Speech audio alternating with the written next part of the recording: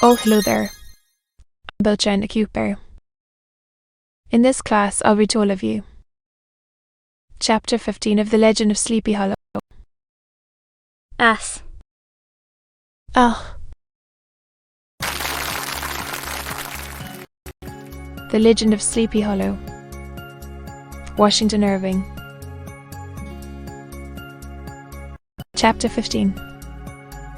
It was, as I have said, a fine autumnal day.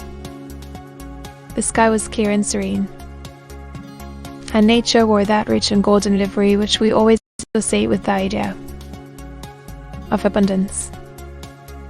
The forests had put on their silver brown and yellow, while some trees of the tender kind had been nipped by the frost into brilliant dyes of orange, purple, and scarlet. Streaming files of wild ducks began to make their appearance high in the air.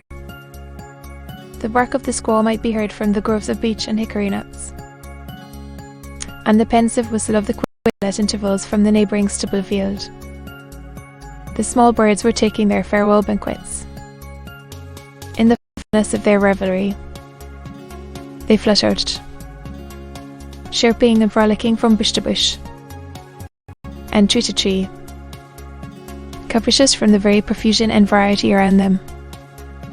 There was the honest cock wind, the favourite game of stripling sportsmen, with its loud querulous note, and the twittering blackbirds flying in sable clouds, and the golden winged woodpecker with his crimson crest, his broad black gorget, and splendid plumage, and the cedar bird, with its red-tipped wings and yellow-tipped tail and its little Montero cap of feathers, and the blue jay, that noisy coxcomb, in his gay light blue coat and white undercuts, screaming and chattering, nodding and bobbing and bowing, and pretending to be on good terms with every sinister of the grove, as the chipmunk jogged slowly on his way, his eye ever open to every symptom of culinary abundance, ranged with delight over the treasures of jolly autumn.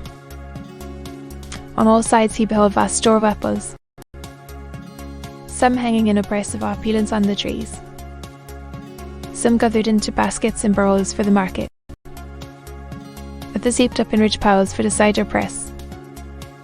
Farther on he beheld great fields of Indian corn, with its golden ears peeping from their leafy coverts, and holding out the promise of cakes and hasty pudding, and the yellow pumpkins lying beneath them, turning up their fair round bellies to the sun, and giving ample prospects of the most luxurious of pies. And anon he passed the fragrant buckwheat fields breathing the odour of the beehive, and as he beheld them, soft anticipation stole over his mind of dainty slapjacks, well buttered, and garnished with honey or treacle, by the delicate little dimpled hand of Katrina Van Tassel. To be continued.